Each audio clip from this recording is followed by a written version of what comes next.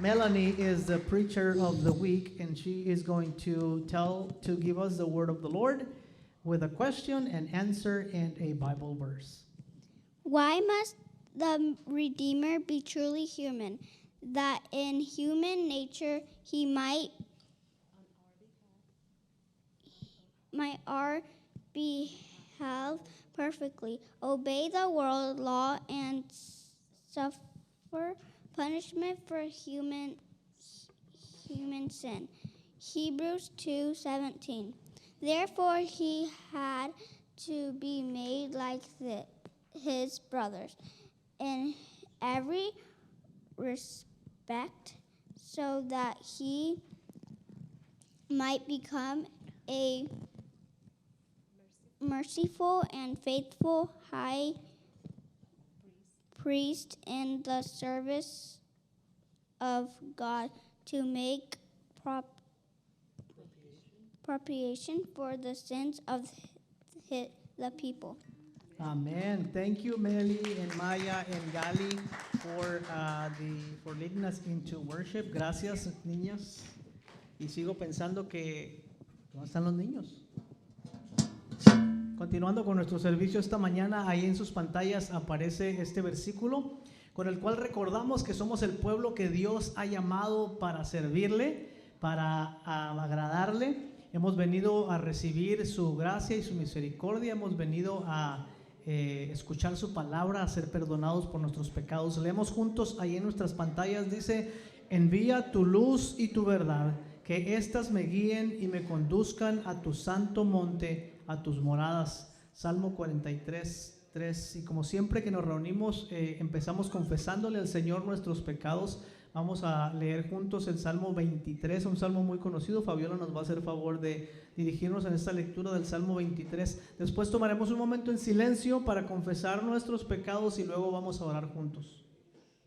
Sí, les invito a que abran sus Biblias en el Salmo 23. Okay, sí. Les invito a que abran sus Biblias, Salmo 23, aunque me lo sé de memoria, lo vamos a leer juntos de la palabra del Señor como una oración esta mañana. ¿Por qué no lo leemos juntos? Así participamos todos de la lectura. Dice el Salmo 23: Jehová es mi pastor, nada me faltará. En lugares de delicados pastos me hará descansar, junto a aguas de reposo me pastoreará. Confortará mi alma, me guiará por sendas de justicia por amor a su nombre. Aunque ande en valle de sombra de muerte, no temeré mal alguno, porque tú estarás conmigo. Tu vara y tu cayado me infundirán aliento. Aderezas mesa delante de mí en presencia de mis angustiadores. Unges mi cabeza con aceite, mi copa está rebosando. Ciertamente el bien y la misericordia me seguirán todos los días de mi vida, y en la casa de Jehová moraré por largos días. Amén. Esta es la palabra del Señor. Damos gracias a Dios por su palabra. Tomamos un momento en silencio ahí donde estamos en nuestros lugares. Si deseas permanecer de pie, si deseas arrodillarte a un lado de tu silla, si vas a sentarte, de cualquier manera que puedas esta mañana recibir el perdón del Señor y su misericordia. Oremos en silencio.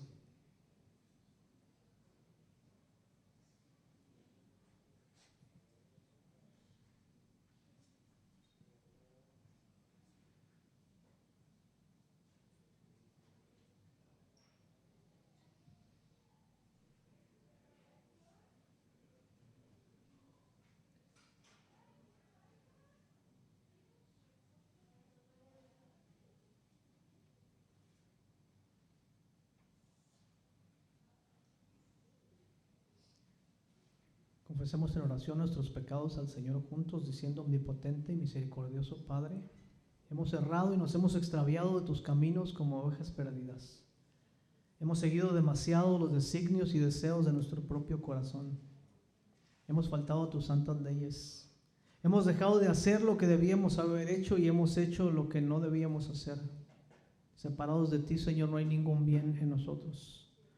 Mas tú, oh Señor, compadécete de tu pueblo, libra a los que confiesan sus pecados, restaura a los que se arrepienten según las promesas declaradas a todos nosotros por Jesucristo nuestro Señor.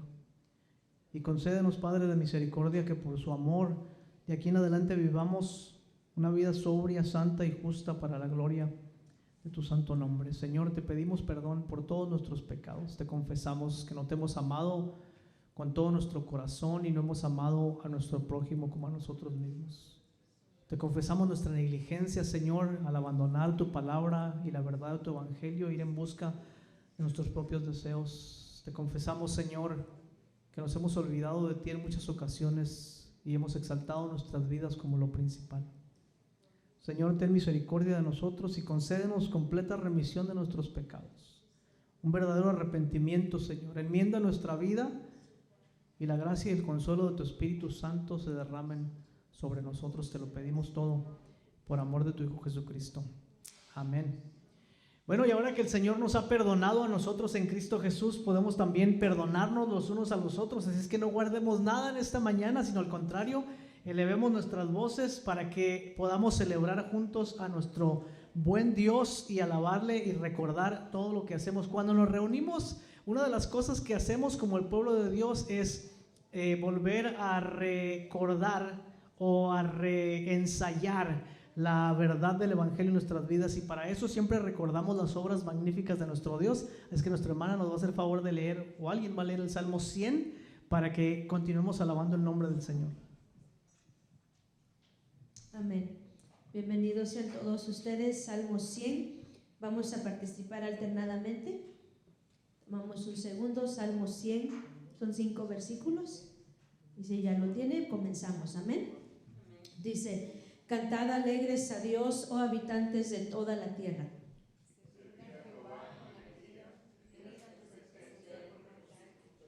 Reconoced que Jehová es Dios. Él nos hizo y no nosotros a nosotros mismos.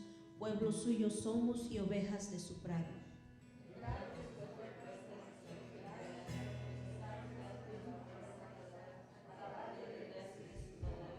Porque Jehová es bueno, para siempre es su misericordia y su verdad por todas las generaciones. Amén. Ahí en sus pantallas dice: adorad al Señor en la hermosura de su santidad. Vengamos y adoremos.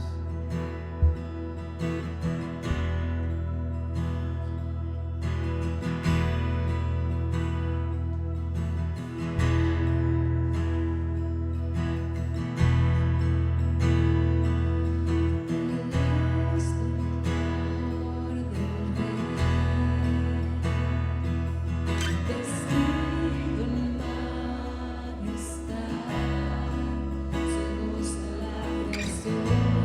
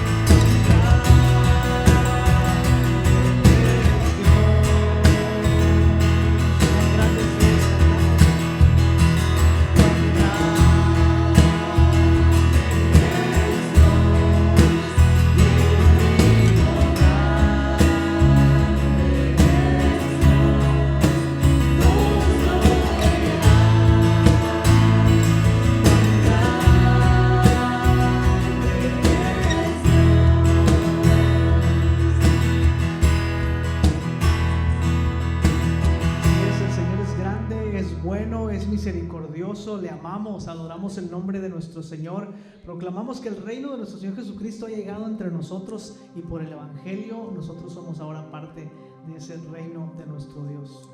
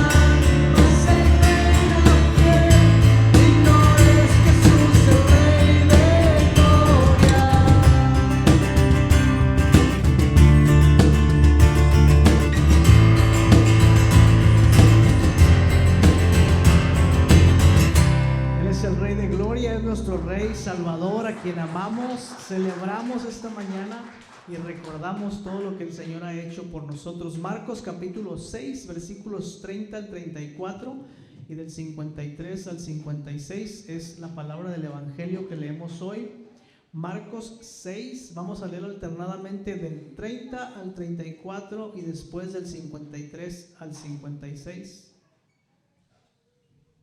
Muy bien, hermanos y hermanas, Dios les bendiga a cada uno de ustedes. Vamos a leer, como dijo el pastor, Marcos 6. Primero vamos a leer del 30 al 36. Y si me confirman con un amén cuando lo tengan listo, por favor. Muy bien, dice la palabra del Señor. Entonces los apóstoles se juntaron con Jesús y le contaron todo lo que habían hecho y lo que habían enseñado. Él, adelante, Raúl. Él les dijo, venid vosotros aparte a un lugar desierto y descansar un poco, porque eran muchos los que iban y venían, de manera que aún no tenían tiempo para comer. Y se fueron solos en una barca en un lugar desierto. Pero muchos lo oyeron y lo conocieron, y muchos fueron a la tierra de las Y salió Jesús y vio una gran multitud y tuvo compasión de ellos, porque eran como ovejas que no tenían pastor, y comenzó a enseñarles muchas cosas.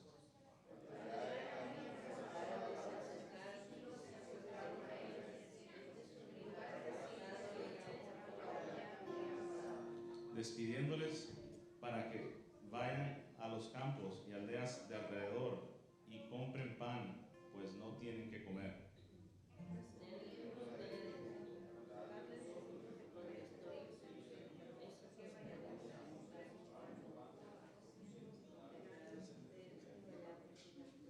Ahora vamos al versículo 53 a 56.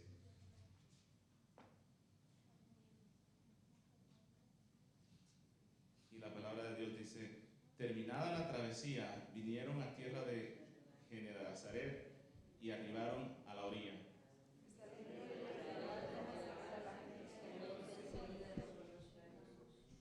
Y recorriendo toda la tierra de alrededor, comenzaron a traer de todas partes enfermos en lechos, a donde oían que estaban.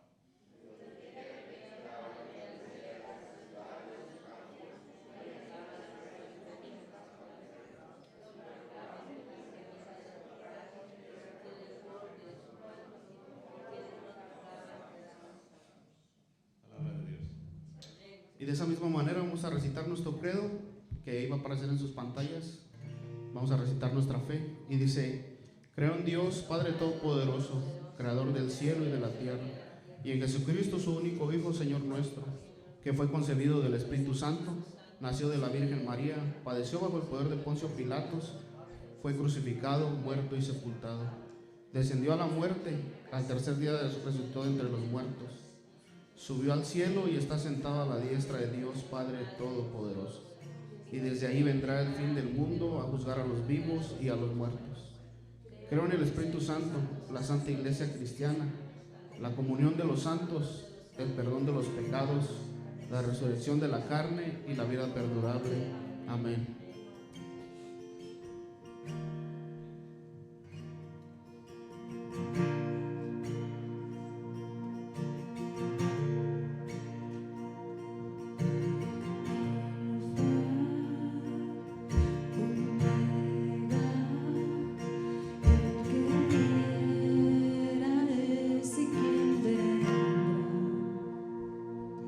Quien vive y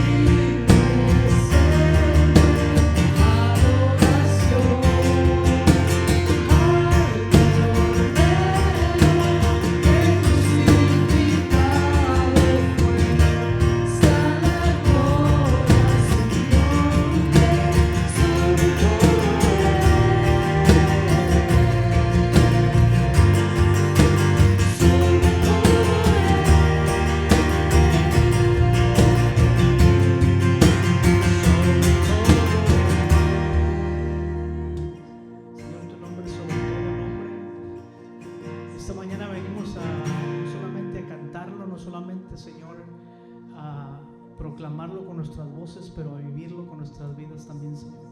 Queremos venir esta mañana, Señor, para adorarte y bendecirte, para darte gracias. Tomemos un momento ahí donde estamos, en nuestro lugar, sentados o de pie o arrodillados a un lado de nuestras sillas, para agradecer al Señor en esta mañana por todo lo que Él ha hecho por nosotros.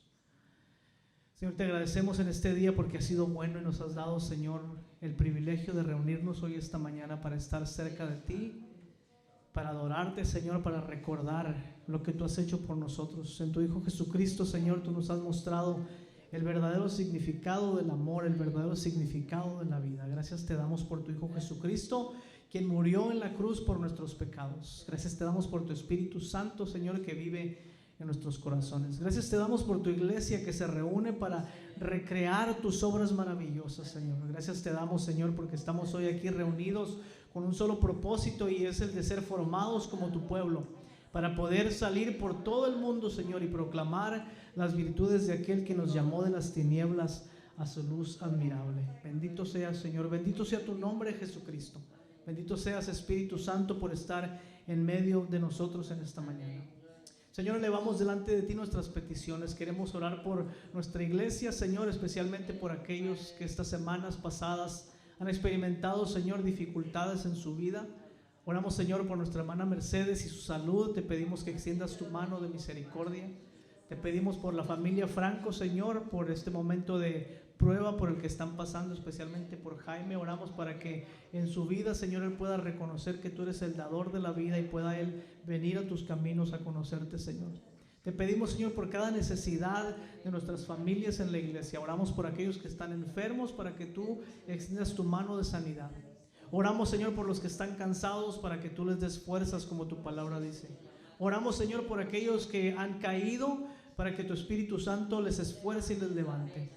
Oramos, Señor, por aquellos que se han alejado de ti en este tiempo, Señor, por cualquier razón. Te pedimos que tu Espíritu Santo los atraiga una vez más de regreso a ti con sus lazos de amor. Te pedimos, Señor, por nuestras comunidades en las que vivimos, para que a través de tu iglesia, Señor, podamos compartir el mensaje de salvación de tu Hijo Jesucristo. Te pedimos, Señor, que a tu iglesia, a nosotros, no nos permitas ser perezosos en tu obra, Señor, sino que nos animes con tu Espíritu para proclamar, Señor, la verdad de tu Hijo Jesucristo. Te pedimos, Señor, por nuestra comunidad. Oramos por aquellos, Señor, que están cerca de nosotros en nuestro alrededor. Te pedimos, Señor, por nuestros nuevos amigos en el parque, por Tika y por Jesse y por el resto de los muchachos y las mujeres que están ahí, Señor. Oramos para que de alguna manera podamos ser nosotros aquel vehículo por el cual ellos conocen el amor de tu Hijo Jesucristo.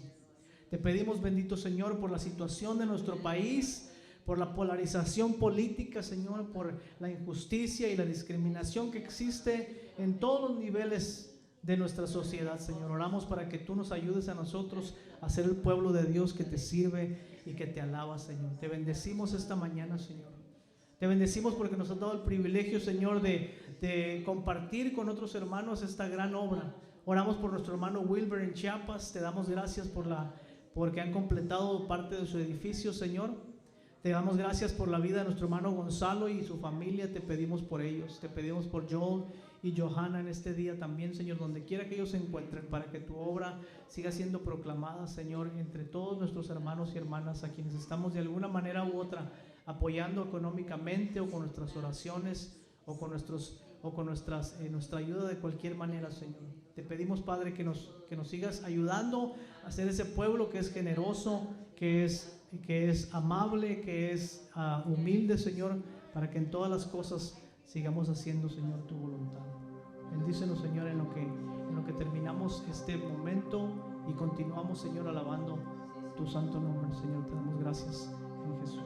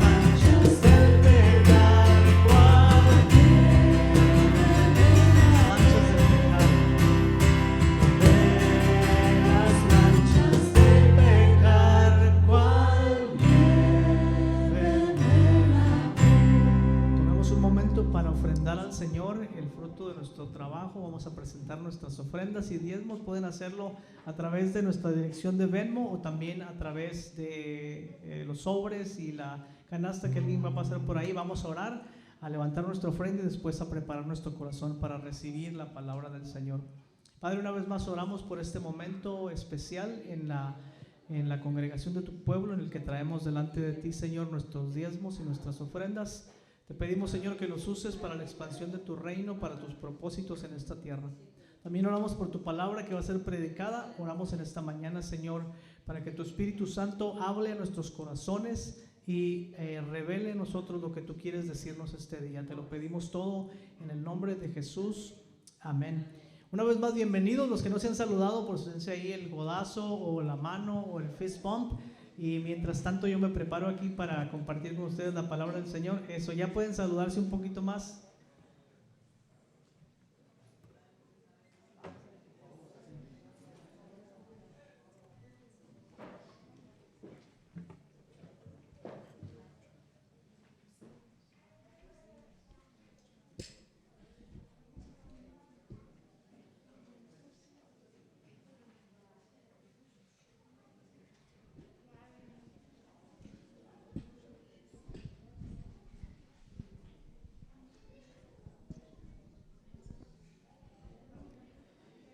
Quiero informarles de algunas cosas importantes. ¿Cómo está este micrófono? ¿No está muy alto? Yo creo que ahora que me operaron el oído, yo todo lo oigo muy alto. Debe ser eso. Los que traen su Apple Watch que les dice los decibeles. Hay aún atrás. Dos cosas importantes, tres cosas importantes. La primera de ellas es que estamos casi de regreso por completo acá en el edificio de la iglesia. Los viernes siempre me dan el cosito este que no sirve, así es que lo voy a cambiar. Los viernes estamos en el parque. Los que no han tenido oportunidad de acompañarnos, déjenme les digo que estamos reuniéndonos en el parque todos los viernes a las 7 de la tarde para participar con nuestra comunidad. Si ustedes no han llegado, lleguen por favor. Jugamos voleibol, compartimos con nuestros vecinos, conocemos a algunos. La semana antepasada, ¿cuándo fue? Hace 2 semanas, 3 semanas atrás. 3 semanas atrás nos dimos cuenta que detrás del parque, allá en la parte donde casi no se ve, hay un campamento de personas que no tienen hogar, de indigentes. Y cuando terminamos de jugar voleibol, nos fuimos a compartirles un poco de agua que teníamos y algunos chips. Y después estuvimos un ratito ahí con ellos y los invitamos que vinieran la siguiente semana a jugar voleibol con nosotros. Y vinieron, o sea, el viernes antepasado tuvimos un grupo de personas. A los niños pueden pasar a sus clases, gracias. Pasen los niños a sus clases con sus maestras completamente vacunadas.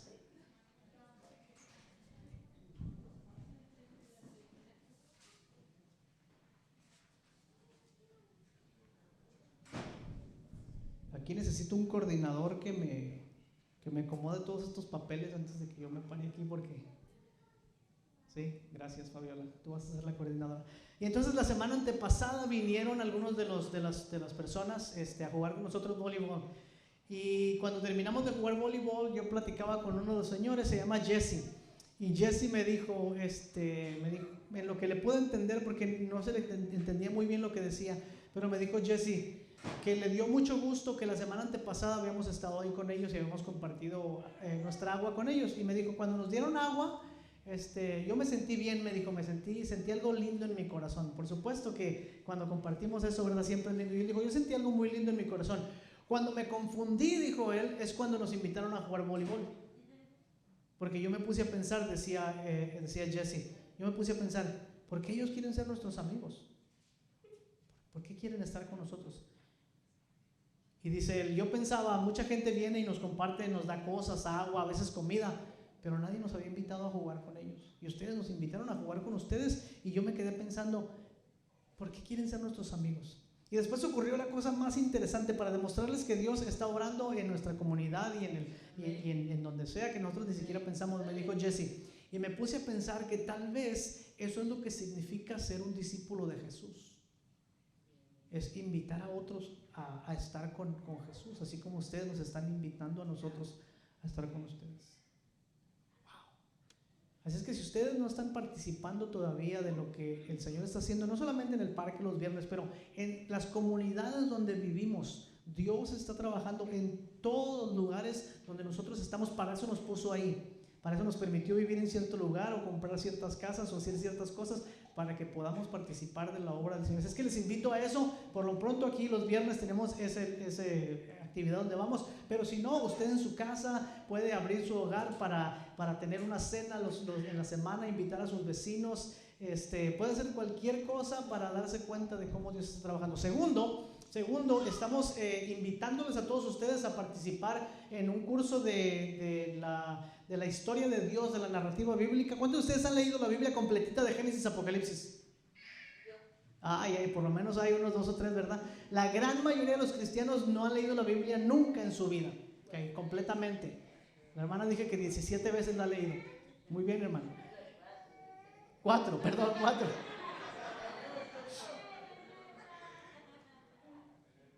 Pero aún los que la han leído 17 veces, muchas veces no saben de qué se trata la historia de la Biblia. La han leído como historias separadas y tal vez no le encuentran el sentido a lo que eso es. Bueno, vamos a dar un curso en estas siguientes semanas de la metanarrativa de la Biblia. O sea, cuál es la historia que la Biblia cuenta y cómo todas las historias tienen un lugar en esta historia más grande. Eso es lo que vamos a estar haciendo. Es que estén atentos a los anuncios y me gustaría que participaran. Va a haber maestros diferentes que van a estar enseñando diferentes porciones del drama de Dios en la humanidad y les invito a que participen. Tercero, necesitamos organizarnos un día para venir a limpiar nuestro edificio, venir a limpiar nuestra calle y venir a hacer reparaciones. Que también estén atentos al mensaje que les voy a enviar, porque necesitamos apartar 1 o 2 días a la semana o 1 o 2 fines de semana para pintar el edificio, para limpiar los cuartos de atrás, para quitar todas las telarañas, para limpiar todos los cablecitos que hemos dejado colgados ahora que estamos en la pandemia.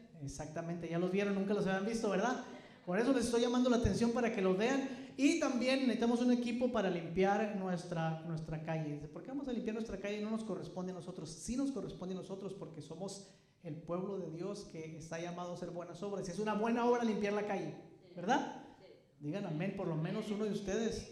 Alguien diga algo, porque si no me hacen sentir que yo solo estoy aquí. Así es que se apuntan cuando les mande la información para que estemos trabajando juntos. ¡Wow! ¡Qué emoción, hermanos! ¡Qué emoción trabajar juntos aquí! ¡Vamos a pintar! ¡Vamos a lavar la alfombra! Fernando. Después de Thanksgiving, dice el hermano, llevamos como 17 Thanksgivings aquí, pero cada año la lava, eso es importante. Hermanos, ¿qué nos convierte en personas espirituales? Cuando nosotros hablamos de la vida espiritual o de ser espirituales, ¿qué es lo que nos convierte en personas espirituales? Cuando decimos, ese hermano es muy espiritual, ¿qué estamos tratando de decir? O cuando nosotros mismos decimos, yo soy una persona espiritual, ¿a qué nos estamos refiriendo con eso? ¿Qué nos convierte en ese tipo de personas? ¿Sabe que cuando yo era niño, yo pensaba que una manera de ser muy espiritual era cerrar los ojos cuando orábamos? Porque cuando yo era niño pensaba que al cerrar los ojos Dios lo transportaba a uno al cielo. Eso yo lo creía con todo mi corazón. Y yo decía, cuando estamos orando, decía yo, cerramos los ojos y Dios nos lleva al cielo y ahí estamos con Él en su presencia. Y eso yo lo creía cuando era un niño. Pero después dije, oye, ¿qué pasa si alguien abre los ojos cuando estamos orando? Dije, si alguien abre los ojos, de seguro que Dios nos manda de regreso a la tierra y eso va a impedir que Dios escuche nuestras oraciones. Y entonces dije yo, me voy a convertir en la persona que va a revisar quién abre los ojos cuando estamos orando. Y entonces cuando estábamos orando juntos en nuestra iglesia, yo era un niño todavía, yo le hacía así. Y no estamos en el cielo, ya sé, pero voy a ver quién nos está impidiendo llegar al cielo. Y abría yo mis ojos y miraba a unos hermanos así orando, y a veces alguno que otro abría los ojos y decía, ahí está. Por eso Dios no escucha las oraciones, porque no estamos cerrando los ojos. Y yo mismo pensé que yo era responsable de ver que los otros pecadores no abrieran los ojos para que Dios pudiera escuchar nuestras oraciones. Después con el tiempo me di cuenta que si eso era verdad, el que estaba impidiendo irse al cielo en la oración era yo, ¿verdad? Porque el que abría los ojos era yo. De todas maneras, esta práctica me hacía sentir a mí como una persona que entendía las cosas por lo menos como niño, las cosas espirituales.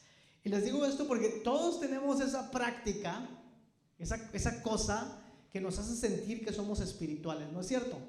Todos tenemos Todos tenemos nuestra canción favorita. Ay, hoy cantaron esa en el servicio. Cuán grande es Dios. Esa me llega al corazón. Dice. Está bien, no estoy diciendo que está mal eso. Pero todos tenemos esa cosa que nos hace sentir que estamos up there, que somos más espirituales, ¿no?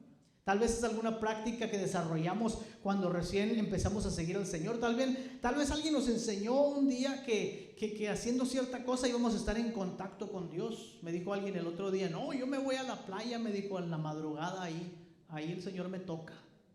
Le dije, pues con que sí el Señor, y no voy a ser alguien más que te toca a las 3 de la mañana en la playa sola. Primero, espero que sea Dios el que te va a tocar y no alguien más que te vaya a hacer un daño, ¿no? Y todos tenemos esta práctica que nos hace sentir más cerca de Dios. A veces el problema es que la práctica, como dije los domingos pasados, la práctica se convierte en aquella cosa, en lo importante. Y cuando ya no estamos cerca de Dios, por cualquier razón, motivo, circunstancia, la práctica continúa siendo lo más importante.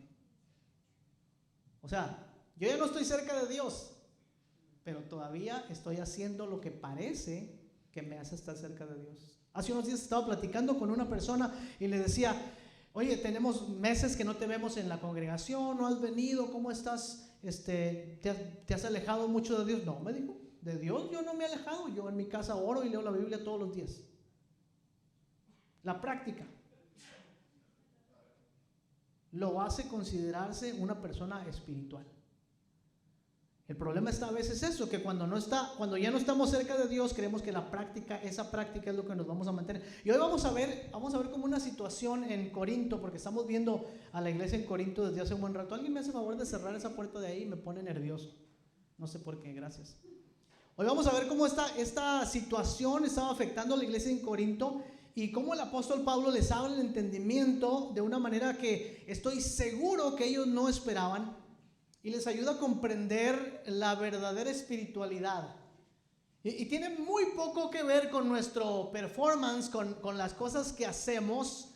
Que la espiritualidad o la vida espiritual tiene mucho más que ver, tiene mucho menos que ver con las cosas que hacemos y tiene mucho más que ver. Bueno, les voy a leer el texto más bien para que sepamos y descubramos juntos qué es aquello que realmente representa la espiritualidad. Así es que vayamos a la escritura, 1 Corintios 12, 13 y 14. Vamos a hacer 3 capítulos hoy. ¿Cómo le vamos a hacer? Muy rápido.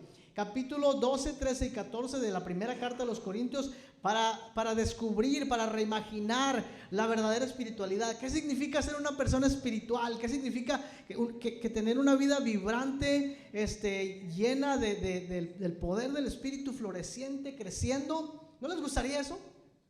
¿No les gustaría a ustedes encontrar la manera de no solamente pretender que somos espirituales, pero de realmente tener una vida que está floreciendo en el Espíritu constantemente? Por supuesto que no siempre ocurre, pero esperamos que en el Señor nuestra vida sea una vida de constante florecimiento. Lo que vamos a hacer hoy, esta mañana, es lo que hemos venido haciendo por las pasadas 6 semanas, es que voy a dar un resumen de los capítulos que vamos a ver hoy. Así que comencemos en el capítulo 12,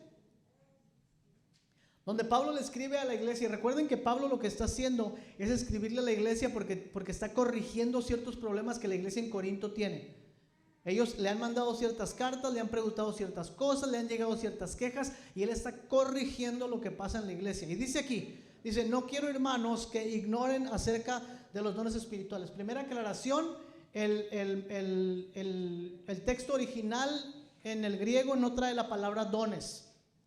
Solamente dice neumáticos, que quiere decir espiritual o espíritu o las cosas del espíritu. La palabra dones se la pusieron porque como el texto más adelante parece hacer referencia a los dones del Espíritu, entonces los traductores dijeron, pues Pablo está hablando del Espíritu Santo. Y puede ser verdad, y esto es bueno, esto es positivo y es negativo, porque mucha gente cuando lee ese texto dice, ese texto ya me lo sé, es el texto de los dones del Espíritu y no hay mucho más que yo pueda aprender ahí, así es que voy a pasarlo por alto. ¿Okay? Entonces la primera cosa es que dice, vamos a remover la palabra dones. Y vamos a leer lo que dice el versículo 1. No quiero, hermanos, que ignoren acerca de las cosas del Espíritu. Aquí va.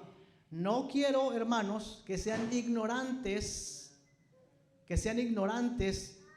con las cosas del Espíritu.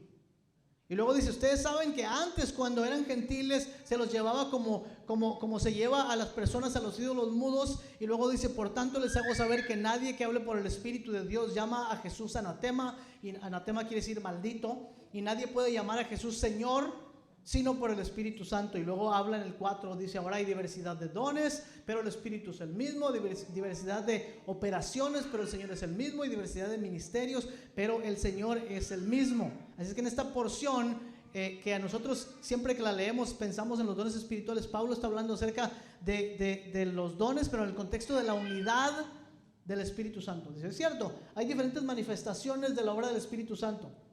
Hay diferentes manifestaciones como dones y como obras y como ministerios, pero el Espíritu es el mismo. Y del versículo 12 en adelante tenemos esta analogía que utiliza Pablo acerca del cuerpo como una manera de expresar que en nosotros en la iglesia hay diversidad, pero en medio de esa diversidad hay unidad. La verdadera unidad no tiene que ver con la uniformidad, sino con la diversidad. La Trinidad es una comunidad diversa, Padre, Hijo y Espíritu Santo, pero son uno. Estos tres son uno, es lo que declaramos cada vez que hablamos de la Trinidad, decimos estos tres son uno. Y entonces Pablo dice que el cuerpo tiene muchos miembros, pero todos los miembros son un mismo cuerpo. Después en el capítulo 13, es más, déjenme ir a mis notas para decirles el resumen. En el capítulo 12, Pablo establece que el criterio para distinguir entre lo que es del Espíritu y lo que no es del Espíritu, ¿verdad? Después enfatiza la diversidad de los dones y las manifestaciones en la unidad del Espíritu. Después habla de los diversos dones y operaciones y funciones, pero de un solo Dios. Entonces habla de esta diversidad dentro de la unidad que es parte del carácter de Dios.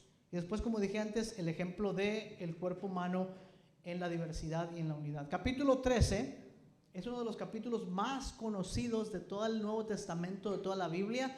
Es un capítulo que usualmente leemos fuera de contexto, y no es que sea malo, porque realmente es un pasaje muy hermoso, pero lo leemos en las bodas o lo leemos cuando le queremos dar un bonito pensamiento a alguien. Pero si ustedes se dan cuenta, el capítulo 13 está en medio de una terrible controversia que está ocurriendo en la iglesia.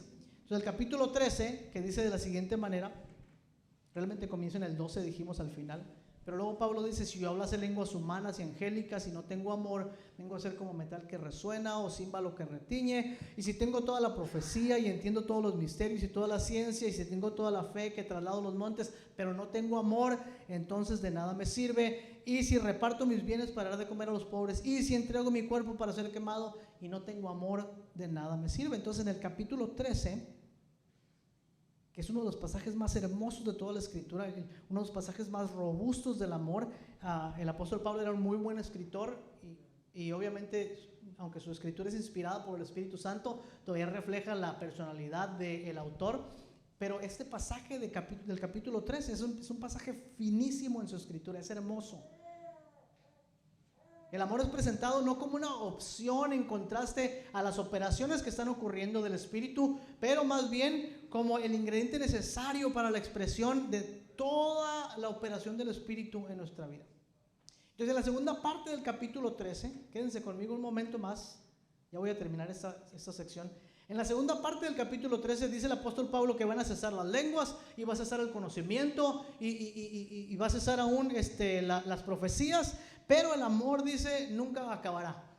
Porque dice, en parte conocemos, pero cuando venga lo perfecto conoceremos perfectamente. Ahora dice, conozco imperfectamente, pero cuando venga el tiempo conoceré perfectamente. Y luego dice, ahora permanecen estas tres virtudes, la fe, la esperanza y el amor, pero el más excelente de ellos es el amor. Y el capítulo 14, para irnos mucho más rápido todavía, léanlo en casa por favor, pero el capítulo 14 básicamente Pablo los exhorta a buscar los dones espirituales en amor. Les pide que abandonen la insistencia de la práctica, que era el problema que estaba causando, y que más bien se dediquen a profetizar. Lo cual entendemos por la enseñanza del Nuevo Testamento que profetizar no es decir el futuro, sino es la proclamación de la palabra de Dios. Entonces les dice que de qué les sirve hablar en lenguas extrañas si nadie les entiende, que mejor profeticen la palabra del Señor, que hablen para exhortar y para edificar y para animar. Lo más controversial del capítulo 14 está en los versículos 33 al 35. Búsquenlo porque luego no quiero que en casa lo lean y digan, ¡ah! ¿por qué no hablamos de esto en la iglesia? Se los voy a leer. Capítulo 14, versículo 34. Bueno, empezando en el 33b, dice: como en todas las iglesias de los santos, vuestras mujeres callen en las congregaciones porque no les es permitido hablar, sino que estén sujetas como también la ley lo dice. Y si quieren aprender algo, pregunten en casa a sus maridos, porque es indecoroso que una mujer hable en la congregación. Mucha gente, muchos predicadores han tomado ese pasaje y han dicho: ven, la mujer tiene que estar subordinada al hombre y no puede ni siquiera hablar en la iglesia y no puede hacer nada porque se sale. Este pasaje no enseña esto. ¿Por qué? Porque la Biblia no enseña eso en otras partes. Pablo acaba de decir en el capítulo 11 de la misma carta que las mujeres profetizan y oren, pero que se cubran la cabeza si lo hacen, en referencia a lo que hablamos hace un domingo del aquel peinado que hablábamos, muy cultural. Entonces Pablo no está diciendo que las mujeres no deben hacer esto. Hay dos maneras que es posible que Pablo está hablando en este pasaje. La primera, es probable que lo que Pablo está haciendo, está citando una porción de una carta que ellos le mandaron a Pablo. O sea, ellos mandaron a decir a Pablo que las mujeres deben callar en las congregaciones y que las mujeres no pueden hablar y que las mujeres deben ser de esa manera y preguntar en sus casas. Y Pablo le responde diciendo: ¿acaso la palabra de Dios ha salido únicamente a ustedes? ¿O solamente les ha llegado a ustedes? Como diciendo en otras palabras, ¿ustedes son los que van a poner el orden en la iglesia? No. Esa es una opción, que Pablo está citando una carta que ellos le mandaron a él. La siguiente opción es que es probable también que había una práctica en la iglesia donde las mujeres, especialmente un cierto grupo de mujeres de la que ya hemos hablado, estaban interrumpiendo el orden del servicio.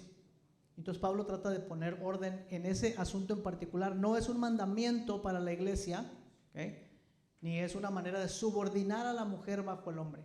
Así es que si escucho yo algún día a alguno de mis hermanos varones decirle a la mujer que la Biblia dice que las mujeres deben callar en las congregaciones, me va a oír.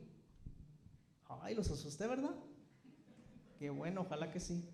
Regresamos entonces a lo que el pasaje está diciendo. ¿Cuál es el verdadero problema? Porque la carta a los Corintios es en realidad una exhortación a un problema que existía en la iglesia en Corintio.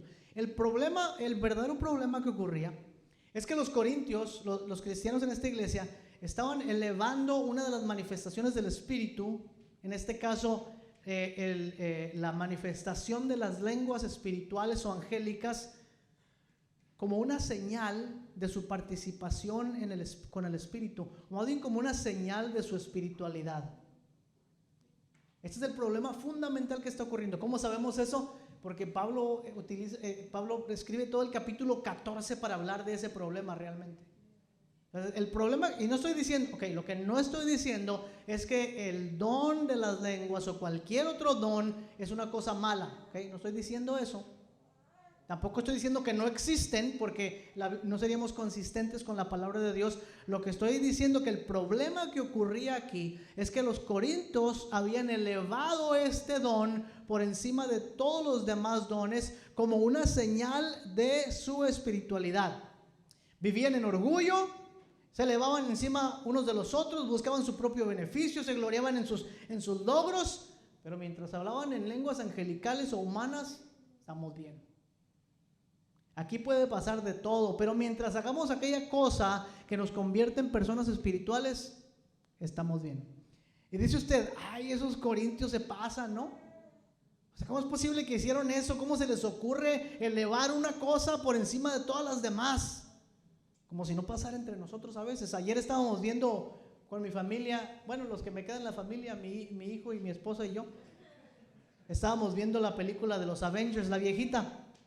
Y me puse a pensar que en la cultura en que nosotros vivimos, estamos fascinados con los superhéroes. A ver, ¿a cuántos les gustan los superhéroes? ¿Cuántos se creen superhéroes? Todos, yo interiormente sí. Aquí traigo mi S. Y estábamos viendo la película y me doy cuenta que estamos fascinados con lo fantástico, con los famosos, con lo grande, con lo superpoderoso, ¿no? Pero en la iglesia también sufrimos de un problema similar. También tenemos nuestros superhéroes famosos en la iglesia, ¿no es cierto? También tenemos nuestros pastores, nuestros cantantes, nuestros evangelistas, nuestros maestros, que elevamos por encima de las demás personas. Incluso a veces aquí mismo en la congregación, ¿a cuántos de ustedes les he tenido que decir yo con mucho cariño y con mucha paciencia que ni yo, ni ninguno de los ancianos, ni ninguno de los líderes somos superiores a nadie? O sea, esa oportunidad que Dios me da de predicarles casi cada semana no me hace absolutamente mejor que nadie. Usted y yo somos exactamente la misma persona, excepto que yo soy guapo, tengo mucho talento, canto bien, predico, soy estudiado, tengo dinero. No se crean. Pero no hay diferencia entre nosotros. No. Lo que pasa es eso, que somos por naturaleza, somos personas que nos gusta elevar algo o alguien por encima de las cosas. A veces elevamos hasta a los maestros de la Biblia, los elevamos a un nivel de semidioses, ¿no? Decía yo en la mañana, ¿se equivocó MacArthur? No, MacArthur no se equivoca. Pues si MacArthur, ¿cómo se debe equivocar? Pues si no es el Papa, no es infalible. Claro que el Papa tampoco es infalible. Pues todos nos equivocamos, ¿no es cierto?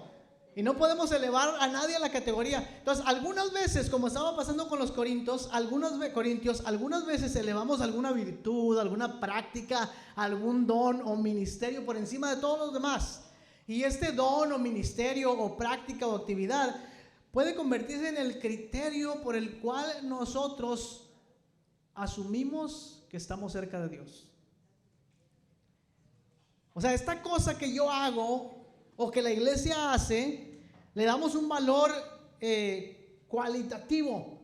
Es decir, si hacemos esta cosa, somos personas espirituales, no importa que no hagamos los demás. Los corintios elevaban las lenguas angelicales por encima de todos los otros dones como una señal de su espiritualidad. Y otra vez, no estoy diciendo que ningún don sea mejor que el otro o peor que el otro. Lo único que estoy diciendo es que cuando elevamos cualquier actividad como una señal de que somos personas espirituales, entonces estamos perdiendo el camino. Porque para ellos hablar este lenguaje angelical, y déjenme decirles que es muy probable que exista un lenguaje angelical, es cierto, nada más que no sabemos cuál es. Porque hay muchos escritos judíos en la tradición judía que hablan acerca del lenguaje de los ángeles. Y cuando usted dice, uy, pero ¿cómo va a haber un lenguaje? Hermanos, Cristo resucitó entre los muertos. Ese es el milagro más grande que usted puede imaginarse que puede ocurrir jamás. Dios es un Dios sobrenatural. A lo mejor Dios tiene su propio lenguaje. ¿Sería imposible eso para Dios? Pero si lo aprendemos o no lo aprendemos, eso no nos hace más espirituales, ¿verdad que no? Eso es lo que los corintios pensaban. Vamos a aprender este lenguaje angelical y vamos a ser más espirituales. Imagínense qué pasa cuando los tres que están aquí ya aprendieron el lenguaje espiritual, pero los dos que están allá sentados todavía no. Pues fake it till you make it, ¿no? O sea, si lo que van a medir es que yo puedo hablar un lenguaje angelical y nadie sabe cuál es el lenguaje angelical, ¿qué? Y el de atrás dice, pues yo todavía no hablo, pero ahorita se me sale algo porque si no, no soy espiritual. De todos modos, no hay intérpretes, porque por eso también lo regaña Pablo. Dice, pues ni siquiera hay quien interprete, pues que todos estaban hablando lo que ellos creían que los hacía personas espirituales. Entonces, habían dado esta cualidad de espiritualidad a este don en particular. Y como dije antes, ese no era el problema, el don de las lenguas angelicales no era el problema, sino la exaltación como una señal de que ellos eran espirituales. Y eso nos pasa a todos, porque como les digo antes, todos elevamos algo en la iglesia o en nuestra vida espiritual. La música, por ejemplo, tanto que amamos cantar al Señor y tanto que nos gusta cantar al Señor, pero la música se puede convertir en nuestra señal de espiritualidad, ¿no es cierto? Ustedes no saben la cantidad de personas que han pasado por esta congregación y se han ido a otros lugares diciendo, es que ahí no se siente el espíritu, porque no cantan 2 horas y media. O sea, la actividad del espíritu está ligada a la cantidad de canciones y el tiempo que cantamos. Elevamos la experiencia. Ay, es que yo sentí bonito. Y si hoy no sentí bonito en el servicio, es que Dios no estuvo con nosotros. O sea que Dios está atado a tus sentimientos, pues. Si tú no sentiste nada hoy, Dios no estuvo presente entre nosotros. Elevamos elevamos la familia, elevamos el matrimonio, elevamos la manera correcta de votar, correcta entre comillas. Bueno, casi todo puede convertirse en una forma de demostrar nuestra espiritualidad. En este caso, obviamente eran los dones y uno de ellos en particular. Miren, la presencia del Espíritu la presencia del Espíritu Santo en el poder de los milagros y los dones espirituales hace que sea fácil para nosotros pensar que en estas cosas es donde se encuentra la evidencia de la presencia real del Espíritu. Ahora, no estoy diciendo que el Espíritu no está en esas cosas, porque sí está muchas veces. Y sí debemos, como dice más adelante el apóstol Pablo, sí debemos buscar abundar en dones espirituales, ¿ya? La iglesia, en este caso la nuestra o cualquiera, que no persigue y que no busca el carisma del Señor en su vida, pues está siempre apagada, porque tienen un propósito. Pero esa no puede ser, únicamente no puede ser la evidencia real de la presencia del Espíritu. Pablo dice que no, que el último criterio de la actividad del Espíritu es la exaltación del Señor Jesucristo. Ninguno que hable por el Espíritu puede llamar a Jesús anatema. Para él el criterio es que la actividad espiritual es la exaltación de Jesucristo como Señor de todas las cosas, expresada en el amor y la preocupación por otras personas. Todo lo que le quita eso, o sea, todo lo que nos mueve de eso, aun si son expresiones legítimas a nuestros ojos, comienzan a alejarse de Cristo y a convertirse más en una obsesión casi pagana por las cosas sobrenaturales o por cualquier experiencia que nosotros tengamos, porque se convierte en un fin en sí mismo. Me hizo recordar la historia de Moisés, que Pablo va a aludir más adelante en la siguiente carta. ¿Cuántos se acuerdan de esta historia de Moisés cuando entraba él al tabernáculo y le brillaba el rostro? ¿Alguien la recuerda? Después de un tiempo ya no le brillaba el rostro y Moisés decidió ponerse un velo, porque Pablo explica en el 2 de Corintios, dice que Moisés se ponía el velo porque la gloria se iba desvaneciendo. Y yo no sé realmente qué pensaba Moisés, pero me imagino que cuando se dio cuenta que ya no le brillaba el rostro como las primeras veces, habría dicho, se me va a ir la audiencia. Ya los hijos de Israel no van a decir, ya viene Moisés con el rostro iluminado. Ponte el velo para que nadie se dé cuenta que la gloria va pasando. Qué bueno que tenía una esposa que le dijo, Moisés, déjate ya de payasadas, quítate el velo, nadie te va a decir nada porque no te va brillando el rostro. Tu espiritualidad, tu relación con Dios no está basada en el brillo de tu cara, está basada en otra cosa. Y les digo esto porque somos expertos los cristianos en ponerle un velo a nuestra falta de una verdadera espiritualidad. O sea, yo me pongo un velo de piedad muchas veces cuando estoy alejado de Dios. Muchas veces me pongo un velo de justicia, de moralidad, de celo, cuando estoy alejado de Dios. Es una pretensión que tenemos. Porque la verdad es que yo no quiero que ninguno de ustedes se dé cuenta que muchas veces mi relación con Dios no anda bien. ¿Podemos ser honestos o no? Que quiero que sepan que muchas veces la relación de su pastor con Dios no anda bien. Pero tampoco la de ustedes con Dios anda bien muchas veces. Y uno de los problemas más graves que tenemos entre la congregación de los justos es que nos encanta pretender que todo está bien con nosotros.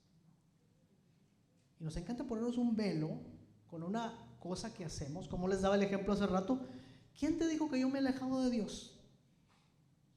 Si yo todos los días antes de salir de mi casa al trabajo oro. Somos expertos en ponerle un velo a nuestra falta de espiritualidad. Y el problema es que le pasa lo que le pasó a mi carro un día que se lo dejé a mi esposa. No fue culpa de mi esposa, ok, conste.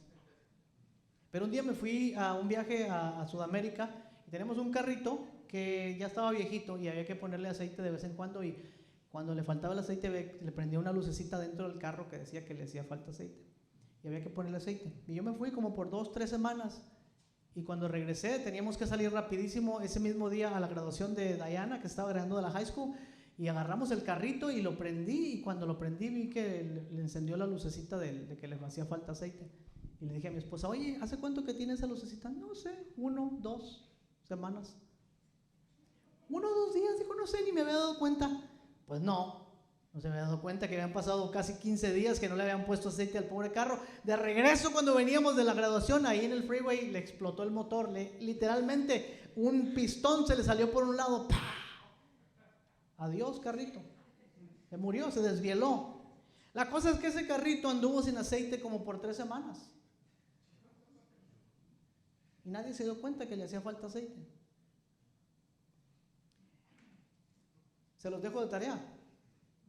Porque muchas veces nosotros andamos sin aceite, pero pretendemos que andamos llenos de aceite. Y nadie se da cuenta que nos hace falta aceite. El problema con esta pretensión de que todo está bien o de una señal que nos hace ver bien es que en algún momento se nos desviela el carro. En algún momento se nos sale un pistón en medio del freeway. Entonces nos damos cuenta que estamos en un verdadero problema. Al final del capítulo 12, cuando Pablo les da la exhortación y les habla de las diferentes maneras en que ellos están tratando de parecer espirituales, cuando en realidad lo único que están haciendo es exaltar su vida por sobre los demás, les dice algo muy interesante. Yo no sé quién puso la separación entre los capítulos de los versículos. ¿Alguna vez se han preguntado eso? Dicen unos que fue un monje que iba en su burrito y que cuando cada que daba un brinco él le ponía ahí el capítulo tanto. Porque a veces uno está leyendo un capítulo o un versículo y dice, ay, aquí no debía cortarse a otro, pero igual se corta, ¿no? Aquí sí le atinó, porque en el final del capítulo 12, Pablo dice, yo les muestro un camino más excelente. Y pum, se acaba el capítulo, tan. Como Dios dice, ay, sí, ¿verdad?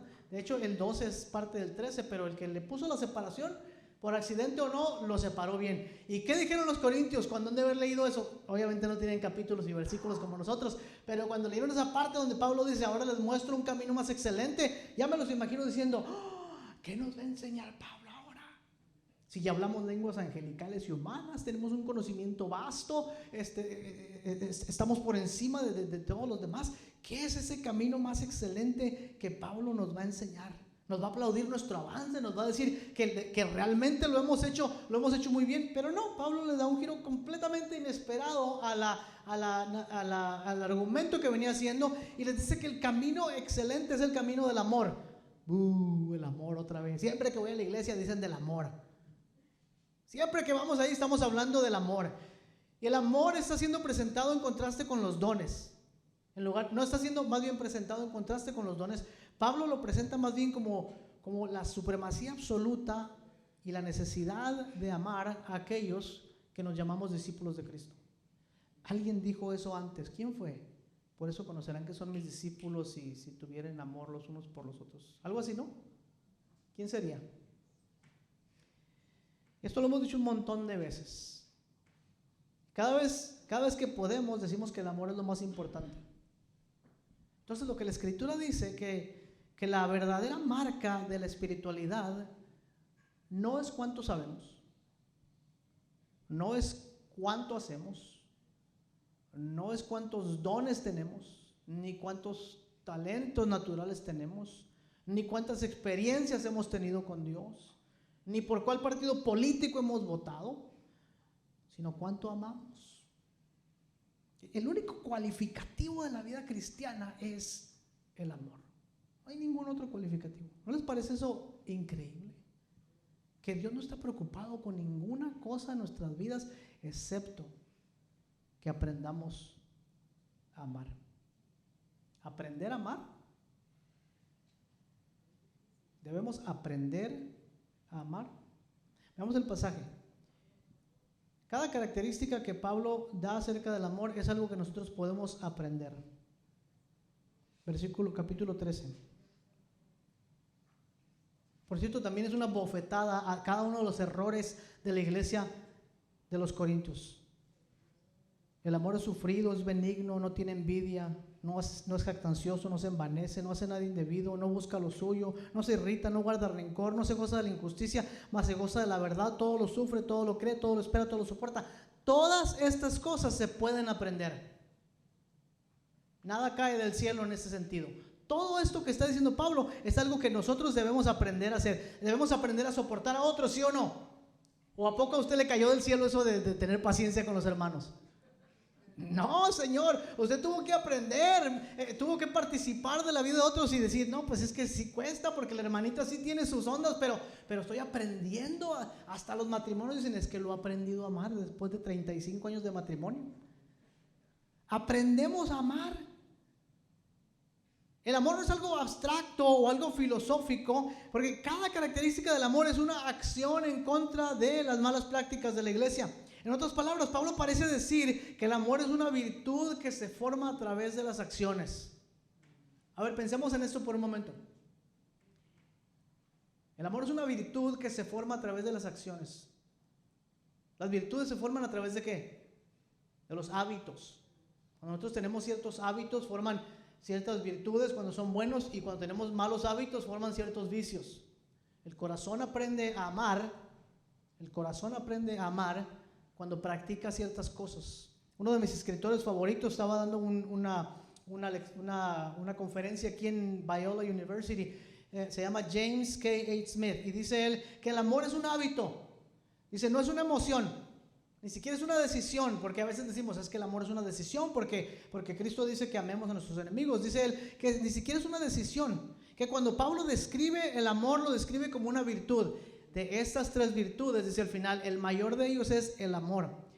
Entonces lo que está diciendo es que el amor es esta disposición interior, esta inclinación que es cultivada en nosotros para llegar a ser cierto tipo de personas, que a la vez nos inclina a cierta dirección, que nos convierte en cierto tipo de personas. Se vuelve una segunda naturaleza para nosotros, parte de la fibra de lo que realmente somos. Aprendemos a amar. Siempre que voy a visitar a mi mamá, acabo de regresar de allá, Mexicali, el calorón a 122 grados, pero allá voy yo. Bueno, yo voy, no voy yo, me lleva, mi esposa me lleva a visitar a mi mamá. Curioso. Pero siempre que vamos a Mexicali me tengo que enfrentar con el fantasma de mi hermano. Un hermano mío que trató de asesinarme no una vez ni dos veces, sino 3 veces. Y cuando digo trató de asesinarme, no digo que me quiso dar unas patadas y mandarme a llorar a algún lado, o que me jaló el pelo. No, estoy hablando de asesinato real, verdadero, con cuchillo en la mano, con todo lo que ustedes puedan imaginarse. Y este hermano mío, en 3 ocasiones, cuando yo era un niño, casi un adolescente, él trató de asesinarme. Y si no hubiera sido porque en su providencia Dios envió a alguien justo en el momento cuando yo estaba a punto de perder mi vida, él me hubiera asesinado. Y cada que voy allá a ver a mi mamá, tengo que enfrentarme con él, tengo que verlo. Inicialmente yo dije, bueno, pues es que como la Biblia dice, hay que amar a sus enemigos, hay que tomar una decisión de amarle, y pues hay que amarle. Pero nunca pude amarle, hasta que empecé a practicar ciertas cosas. Y ahora cuando voy, empecé por llevarle unos tenisitos que ocupaba, unos pantaloncitos, eventualmente darle un poquito de dinero para sus necesidades. Finalmente me atreví a orar por él un día. Después comencé a preguntarle a mi mamá cómo estaba. Y así poco a poco, en cada práctica, comencé a aprender a amar a este hermano que casi me asesina en 3 ocasiones. Entonces lo que estoy diciendo es que es fácil pensar en el amor como una cualidad abstracta, como, sí, tengo que amarle porque así es. Pero no, tampoco es un sentimiento hacia alguien. ¿Cómo sabemos que el amor es una cosa concreta que se lleva a cabo y se aprende a través de las acciones? ¿Cómo sabemos eso? Porque si el amor fuera algo abstracto o filosófico o solamente un sentimiento, pues entonces ¿para qué Cristo vino? ¿Para qué tomar el riesgo de nacer como un bebé en la aldea? ¿Para qué crecer en medio de nosotros? ¿Para qué mostrarnos el ejemplo de fidelidad y obediencia a Dios? ¿Para qué morir en la cruz? ¿Para qué sufrir el oprobio de los seres humanos que lo rechazaron? ¿Para qué morir a mano de los opresores? ¿Para qué levantarse de entre los muertos y reinar en victoria? ¿Para qué? Si el amor solamente puede gritarse desde lejos y decir, sí los amo yo a cada uno de ustedes. ¿Para qué sería todo eso? En el Evangelio de Jesucristo nos damos cuenta que el amor es un asunto de acciones. Es algo de las cosas que hacemos, porque el verdadero amor solo puede conocerse cuando conocemos la obra de Cristo en nuestra vida. Solamente en ese contexto podemos conocer el verdadero amor y ofrecerle a otros el verdadero amor. Entonces la verdad es esta, y con esto termino ya. La verdad es esta, aprendemos a amar. Y el amor es la verdadera señal de que nos estamos encaminando a una vida más cercana a Dios. Ninguna otra cosa, por más piadosa que parezca, por más buena que parezca, es la señal de que estamos más cerca de Dios, sino el amor reflejado en nuestras vidas. Entonces aprendemos a amar, y aquí es donde la escritura se vuelve cada vez más interesante, porque los dones del Espíritu solo son una manera de mostrar nuestra espiritualidad si estamos aprendiendo a amar. De hecho, los dones del Espíritu son la manera como Dios nos enseña a amar. Piensa en cualquier don, manifestación, operación en la iglesia que sirva para su beneficio. Dígame cuál. ¿Cuál de ellos es para usted? Ninguno. Todos son para los demás. Es la práctica del amor lo que le da valor a cualquier manifestación del Espíritu en nuestras vidas. Nada nos eleva por encima de otros, nada nos hace más importantes. De hecho, todo lo contrario, sirven para servir, para animar, para sacrificar, sirven para aprender a amar. Porque el amor es algo que se aprende con la práctica.